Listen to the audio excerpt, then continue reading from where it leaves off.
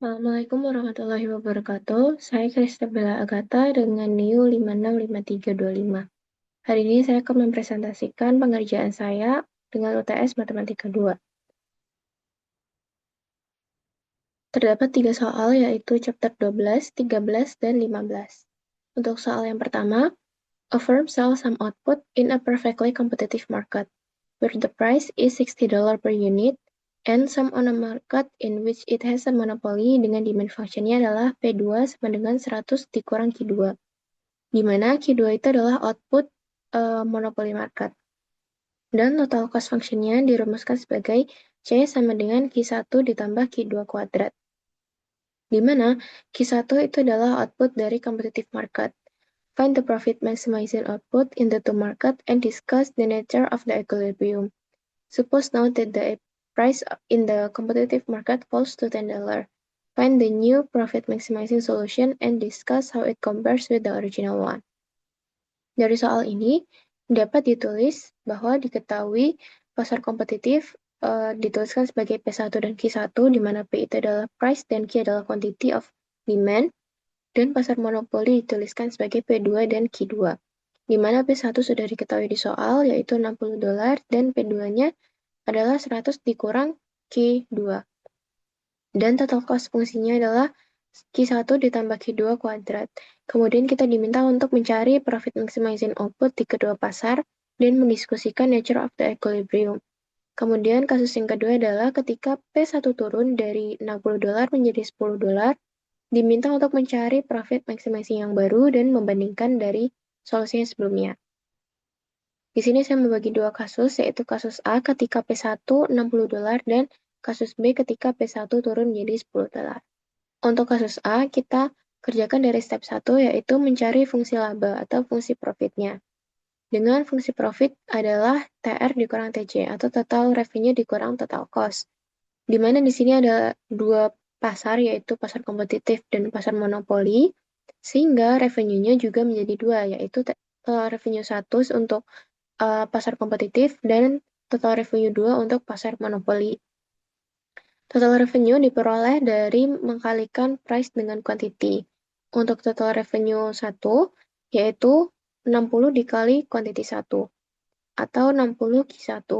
Untuk total revenue 2, yaitu dengan mensubstitusi fungsi dari 100 dikurang Q2 dikalikan Q2, sehingga hasilnya adalah 100 Q2 dikurang Q2 kuadrat. Setelah memperoleh dari total revenue 1 dan 2, kita bisa substitusikan ke fungsi profitnya, yaitu 60 Q1 ditambah 100 Q2 dikurang Q2 kuadrat dikurang Q1 ditambah Q2 kuadrat. Atau dijabarkan menjadi 60 Q1 ditambah 100 Q2 dikurang Q1 kuadrat dikurang 2 dikali Q1 dikali Q2 dikurang 2 Q2 kuadrat. Selanjutnya, kita mencari profit maksimal menggunakan first order condition atau FOC dengan menggunakan turunan parsial pertama, yaitu DOPI dibagi DO Q1 menghasilkan 60 dikurang 2 Q1 dikurang 2 Q2. Kemudian hasil turunannya kita samadengankan 0 untuk mencari critical value. Hasilnya adalah 2 Q1 ditambah 2 Q2 sama dengan 60.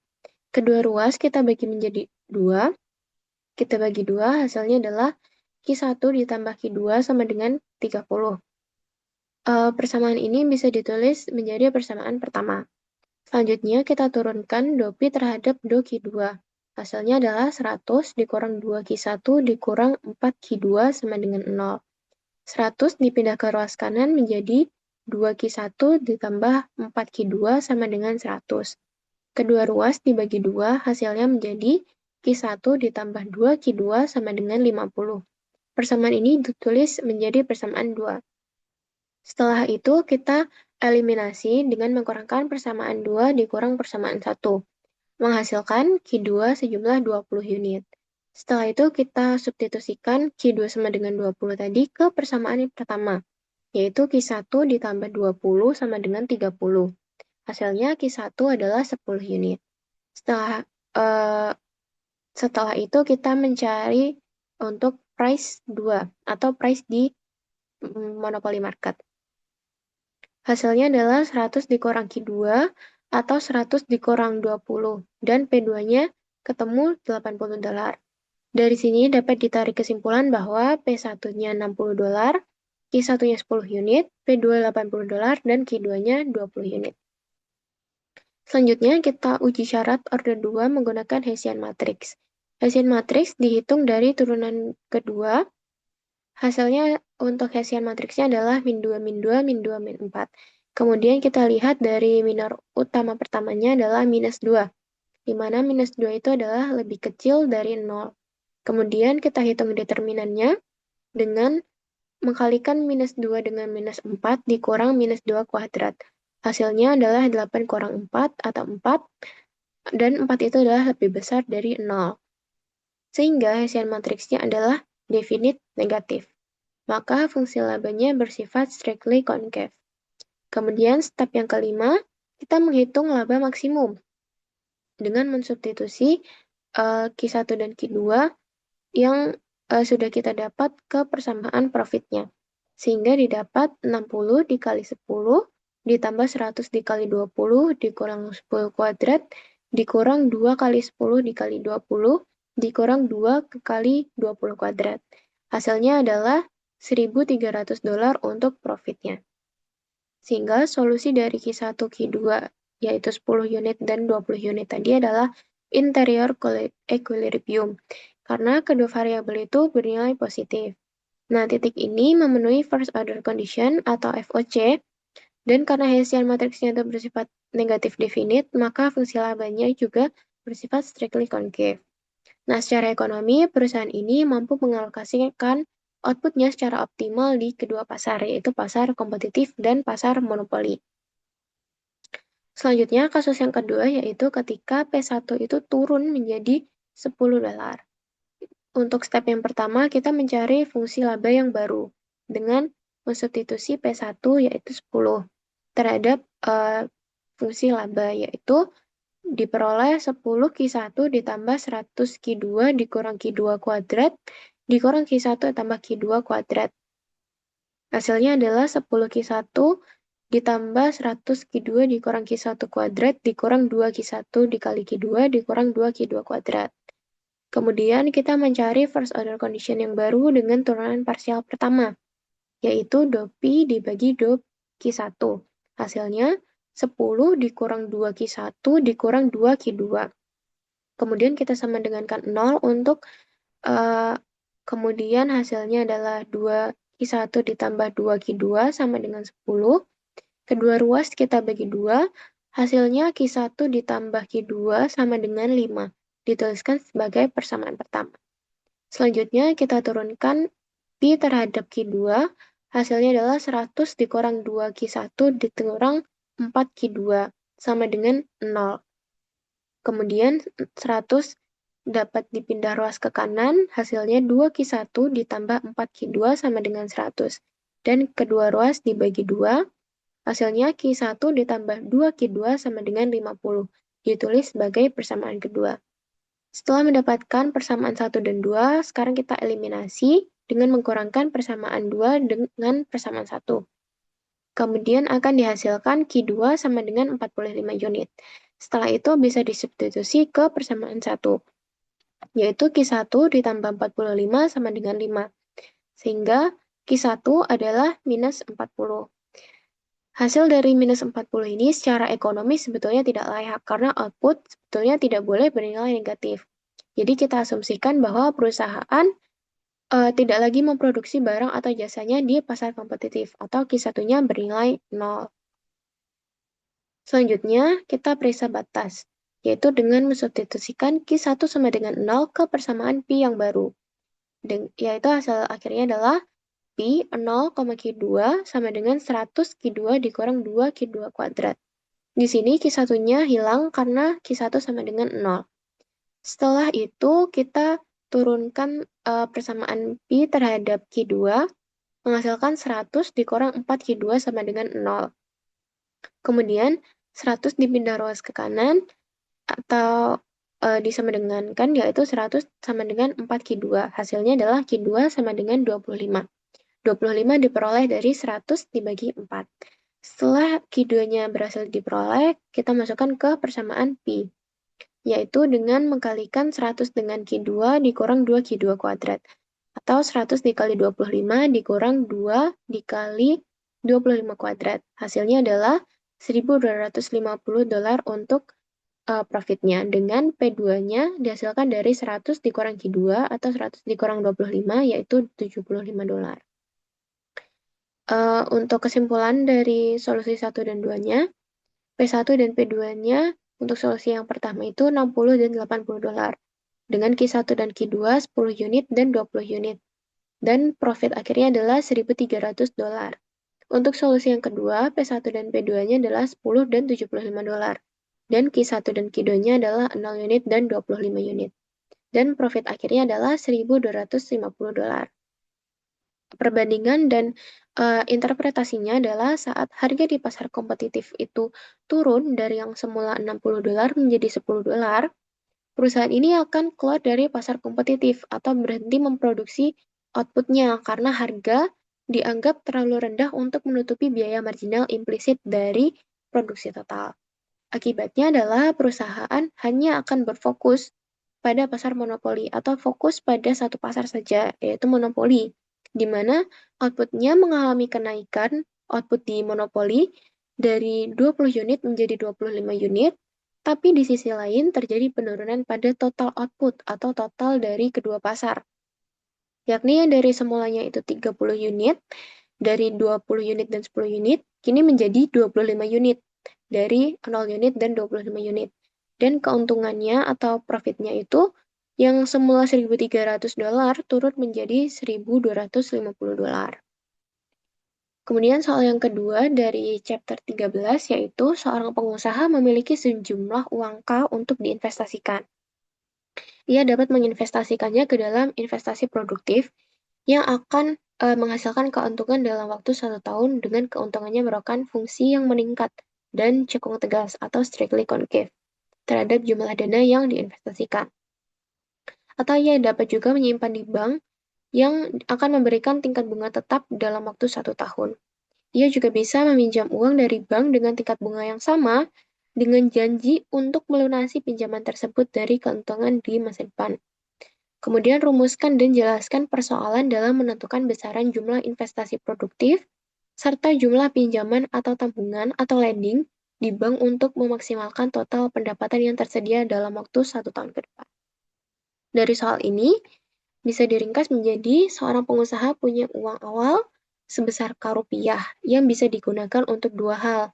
Yang pertama untuk investasi ke proyek produktif, di mana dana investasinya ini kita misalkan sebesar X. Maka hasil dalam 1 tahun berikutnya itu bisa dituliskan sebagai Fx. Dengan turunan pertamanya atau F aksen X itu lebih besar dari 0.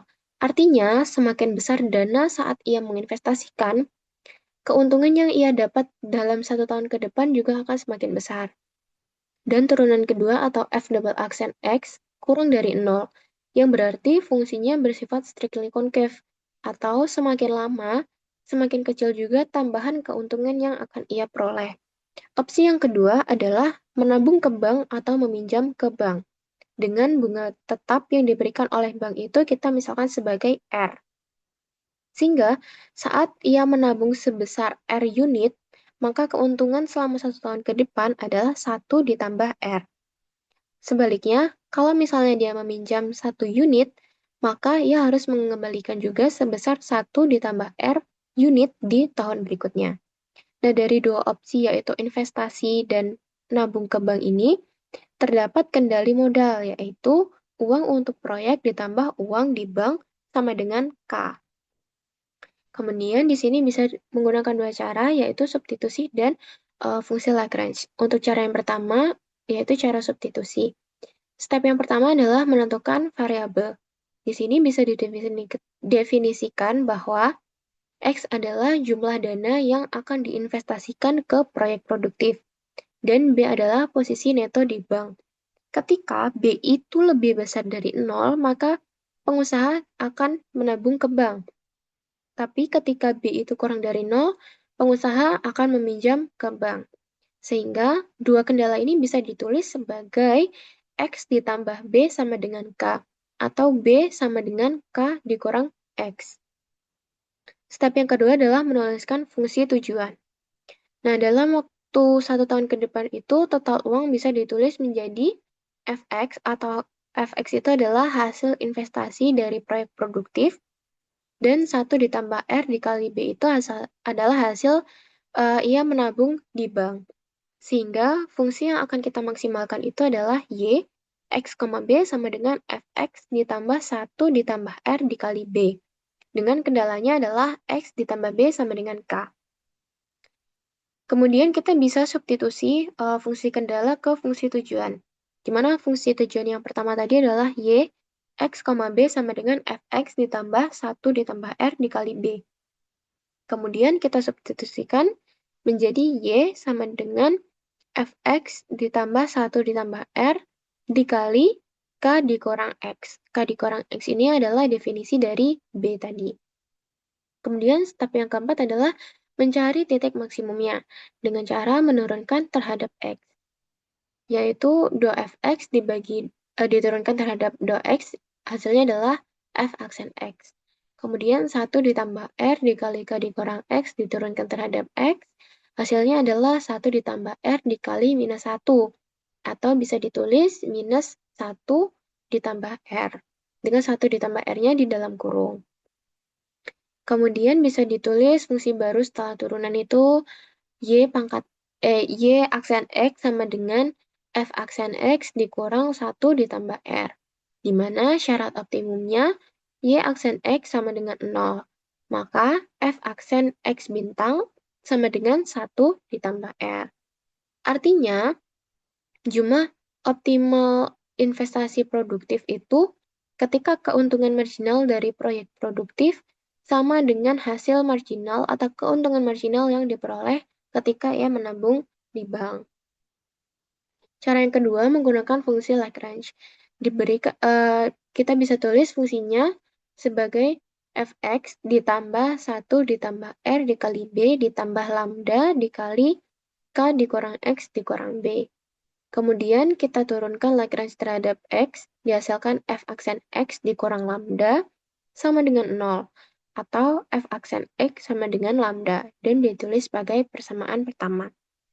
Kemudian kita turunkan fungsi Lagrange terhadap B, kita bisa tulis 1 ditambah R dikurang lambda sama dengan 0. Lambda dipindahkan ruas ke kanan, menghasilkan 1 ditambah R sama dengan lambda, atau bisa ditulis persamaan 2. Kemudian fungsi Lagrange diturunkan terhadap lambda menghasilkan K dikurang X dikurang B sama dengan 0. Dari persamaan 1 dan 2 tadi, kita bisa meringkas sebagai F aksen X sama dengan lambda sama dengan 1 ditambah R. Karena F aksen X dan 1 ditambah R ini sama-sama lambda. Jadi, bisa diringkas lagi sebagai F aksen X sama dengan 1 ditambah R. Nah, hasil ini sama dengan hasil ketika kita menggunakan cara substitusi yang tadi. Sehingga pertimbangan keputusannya adalah hasil akhirnya berupa F aksen X sama dengan 1 ditambah R dan B bintang sama dengan K dikurang X bintang. Artinya apa? Artinya ketika F aksen K atau proyeknya itu lebih besar daripada 1 ditambah R atau proyeknya itu lebih besar daripada ketika di bank, maka pengusaha itu sebaiknya meminjam di bank dan investasinya beralih ke proyek. Tapi ketika F aksen K itu kurang dari 1 ditambah R atau bank itu lebih menguntungkan daripada proyek, pengusaha sebaiknya menabung di bank dan mengurangi investasi ke proyek. Tapi bagaimana ketika F aksen K sama dengan 1 plus R atau ketika kondisinya itu seimbang? Nah, pengusaha boleh menggunakan seluruh dananya untuk investasi ke proyek tanpa harus menabung atau meminjam ke bank. Kemudian, soal yang terakhir adalah solve the cost minimization problem. Diberikan fungsi sebagai berikut, dan kita bisa tulis untuk diketahuinya adalah kita meminimalisasi WL ditambah RK ditambah VR dengan fungsi kendala sebagai R pangkat A dikali L ditambah B kali K pangkat C dikurang Y lebih besar sama dengan 0. Dan R, L, dan K-nya itu lebih besar sama dengan 0. Sebagaimana R itu adalah raw material atau bahan baku, L adalah labor atau tenaga kerja, dan K adalah kapital. Kemudian, ada syarat juga bahwa A, B, dan C ini lebih besar dari 0, dengan A ditambah C kurang dari 1. Kemudian untuk ditanya, kita diminta untuk solve the cost minimization problem dan interpretasinya. Untuk penyelesaiannya, step yang pertama kita membentuk fungsi Lagrange terlebih dahulu dengan mengubah kendala menjadi kurang lebih sama dengan 0. Yaitu bisa ditulis fungsi Lagrange-nya sebagai WL ditambah RK ditambah VR ditambah lambda dikali dalam kurung Y dikurang R pangkat A dikali L ditambah B kali K pangkat C. Dengan lambdanya lebih besar sama dengan 0. Step yang kedua adalah menganalisis Cantaker condition, di mana kita bisa turunkan satu persatu, yaitu fungsi Lagrange diturunkan terhadap R. Hasilnya adalah V dikurang lambda A kali R pangkat A-1 dikali L ditambah B kali K pangkat C sama dengan 0. Atau bisa dipindah ruaskan, sehingga hasilnya adalah V sama dengan lambda kali A kali R pangkat A-1 dikali L ditambah B kali K pangkat C. Kemudian, yang kedua, kita turunkan fungsi Lagrange terhadap labor. Hasilnya adalah W sama dengan lambda kali C pangkat R pangkat. Hasilnya adalah W sama dengan lambda kali C kali R pangkat A dikali L ditambah B kali K pangkat C minus 1. Dan yang terakhir, kita turunkan fungsi Lagrange terhadap kapital. Hasilnya adalah R sama dengan lambda dikali B kali C kali R pangkat A dikali L ditambah B kali K pangkat C minus 1. Step yang selanjutnya adalah kita menentukan fungsi constraint dan complementary slackness. Dengan kendala primalnya adalah R pangkat A dikali L ditambah B kali K pangkat C dikurang Y lebih besar sama dengan 0. Dan R, L, dan K-nya itu lebih besar sama dengan 0. Kemudian kendala dualnya adalah lambda lebih besar sama dengan 0. Dan yang terakhir adalah complementary slackness-nya, yaitu lambda dikali R pangkat A dikali L ditambah B kali K pangkat C dikurang Y sama dengan 0. Nah, karena di sini tujuannya kita adalah untuk meminimalisasi biaya, maka bisa dipindah ruaskan menjadi R pangkat A dikali L ditambah B kali K pangkat C sama dengan Y. Kemudian step yang keempat adalah dengan membandingkan turunan Lagrange terhadap labor dengan turunan Lagrange terhadap kapital. Yaitu hasil akhirnya adalah R per W sama dengan B.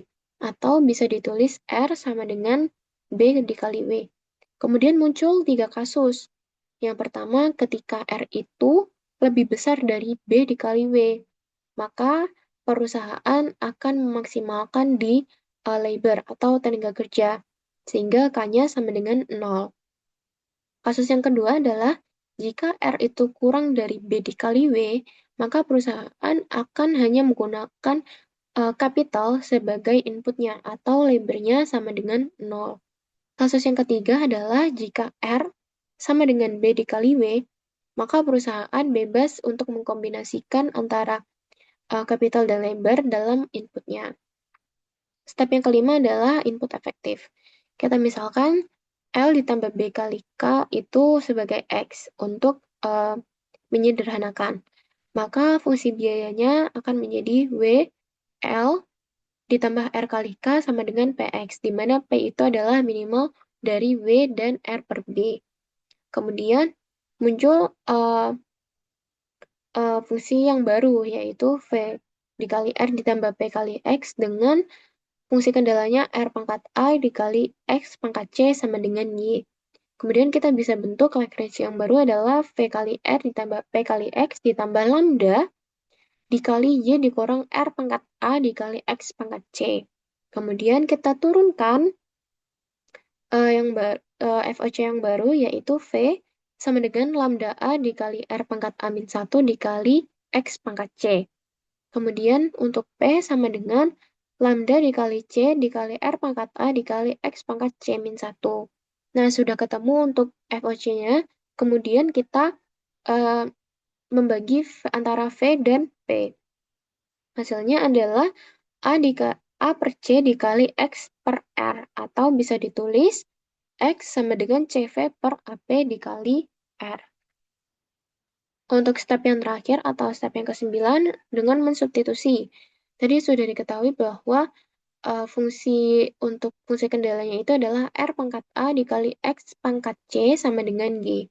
Kemudian kita bisa substitusikan dari sini, yaitu hasil akhirnya adalah R bintang sama dengan Y pangkat 1 per A plus C dikali AP per CV pangkat C per A plus C. Diperoleh dari substitusinya. Kemudian, yang kedua adalah hasil dari X bintang sama dengan Y pangkat 1 per A plus C dikali CV per AP pangkat A per A plus C. Nah, solusi akhirnya atau interpretasinya adalah jika W itu kurang dari R per B, maka L sama dengan X, sehingga K sama dengan 0. K bintang sama dengan 0. Kemudian jika W itu lebih besar daripada R per B, maka K bintang sama dengan X bintang per B, sehingga Liber-nya sama dengan 0. Nah, ketika W itu sama dengan R per B, maka bisa menggunakan kombinasi, yaitu L bintang sama dengan B dikali K bintang sama dengan X bintang. Nah, interpretasinya adalah dalam meminimalisasi biaya, perusahaan itu akan cenderung untuk memilih mengkombinasikan output dengan mengkombinasikan input yang termurah untuk mencapai target output berupa Y. Oleh karena itu, kendala output bersifat mengikat, yaitu output yang dihasilkan tepat sama dengan Y. Karena kalau misalnya kendala outputnya atau outputnya itu yang dihasilkan lebih besar daripada Y, maka perusahaan terhitung hanya akan membuang-buang biaya. Padahal di sini kita diminta untuk meminimalisasi biaya. Sehingga output yang dihasilkan itu harus tepat sama dengan Y. Kemudian jika tenaga kerja lebih murah daripada kapital, maka perusahaan hanya akan menggunakan tenaga kerja atau labor, atau K-nya atau kapitalnya nanti akan sama dengan 0 atau tidak digunakan. Nah, sebaliknya, ketika kapital itu lebih murah, maka perusahaan hanya akan cenderung menggunakan kapital sebagai inputnya, atau labor-nya tidak digunakan, atau sama dengan 0. Tapi jika kapital dan tenaga kerja atau labor-nya itu sama-sama murah atau mungkin sama-sama mahal atau harganya setara, maka perusahaan bisa dengan bebas melakukan kombinasi untuk inputnya sehingga untuk produksi outputnya juga akan bisa terefisien. Baik, sekian dari saya penjelasan dari UTS Matematika 2. Apabila ada kurang lebihnya mohon maaf. Terima kasih dan wassalamualaikum warahmatullahi wabarakatuh.